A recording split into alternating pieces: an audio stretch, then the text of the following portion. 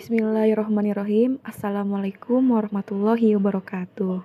Kami dari kelompok 8 yang beranggotakan saya sendiri, Junudan Lamtaroha, Anisya Ananda, dan Andini Maulina.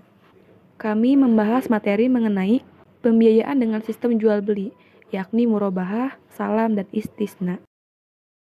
Pembahasan pertama mengenai definisi pembiayaan. Apa sih pembiayaan itu? Nah, di sini menurut pasal 1 ayat 12 Undang-Undang Nomor 10 Tahun 1998 tentang perbankan menjelaskan bahwa pembiayaan berdasarkan prinsip syariah adalah penyediaan uang atau tagihan yang dipersamakan dengan itu berdasarkan persetujuan atau kesepakatan antara bank dengan pihak lain yang mewajibkan pihak yang dibiayai untuk mengembalikan uang atau tagihan tersebut setelah jangka waktu tertentu dengan imbalan atau bagi hasil. Nah, kemudian ada menurut Muhammad tahun 2002 yang mengatakan bahwa pembiayaan secara luas berarti financing atau pembelanjaan, yaitu pendanaan yang dikeluarkan untuk mendukung investasi yang telah direncanakan, baik dilakukan sendiri maupun dijalankan oleh orang lain. Kemudian, cara ringkasnya dapat diartikan bahwa pembiayaan itu adalah kredit yang biasa dipergunakan dalam bank konvensional. Sedangkan jika dalam pembiayaan syariah, yang membedakannya itu adalah bentuk imbalan berupa bagi hasil. Selanjutnya, ada penerapan pembiayaan dengan sistem jual beli dalam akad murabahah. Murabahah adalah akad jual beli barang tertentu antara penjual dan pembeli, di mana dalam transaksi tersebut penjual menyebutkan jenis barang yang akan dijual, termasuk harga pembelian ditambah keuntungan yang akan diambil penjual. Nah, keuntungan tersebut dinamakan sebagai margin keuntungan. Murabahah dapat dilakukan secara tunai maupun secara angsuran. Secara operasionalnya, murabahah ini merupakan tindakan di mana bank membeli barang terlebih dahulu yang dibutuhkan oleh nasabahnya, kemudian dijual kepada nasabah tersebut sebesar harga pokok ditambah dengan keuntungan yang telah disepakati atau margin keuntungan. Produk layanan perbankan syariah yang menerapkan prinsip ini adalah pembiayaan untuk keperluan investasi. Pada awalnya, murabahah hanya dijadikan sebagai model jual beli saja, bukan pembiayaan. Model pembiayaan yang sesungguhnya menurut syariah adalah mudharabah dan musyarakah. Namun, ada kesulitan tersendiri dalam praktiknya. Oleh sebab itu, ahli syariah kontemporer telah memungkinkan murabahah dijadikan sebagai model pembiayaan sesuai dengan kondisi tertentu.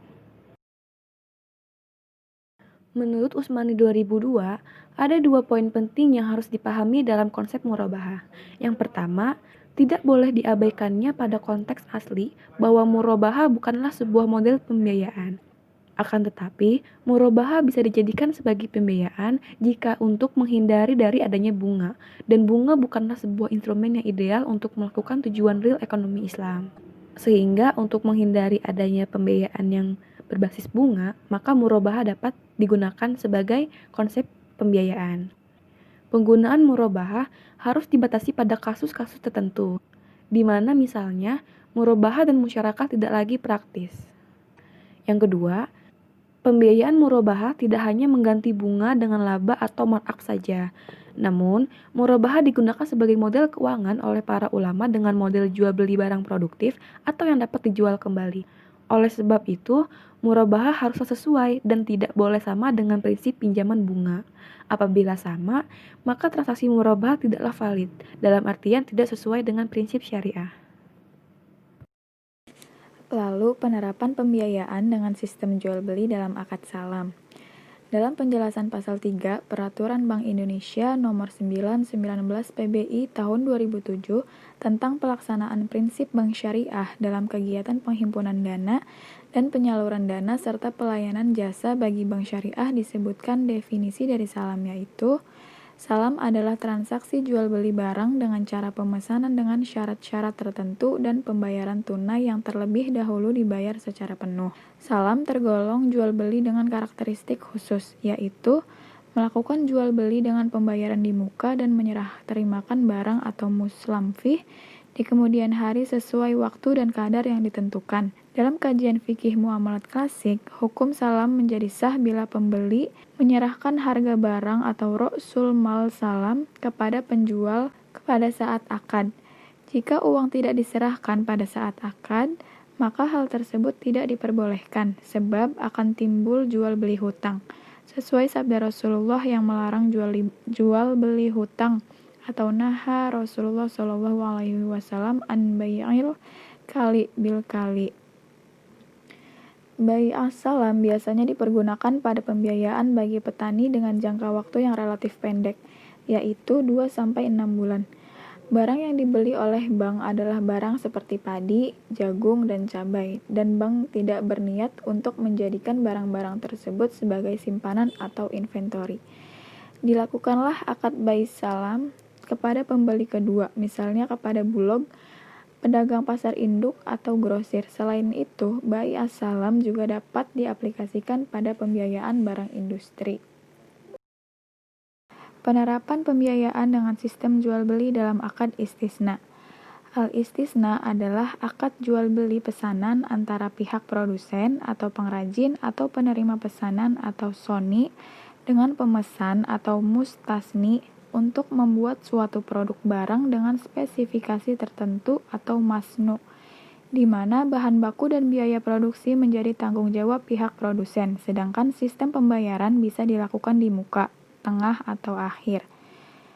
Menurut Hanafi, bai al-istisna termasuk akad yang dilarang karena mereka mendasarkan pada argumentasi bahwa pokok kontrak penjualan harus ada dan dimiliki oleh penjual.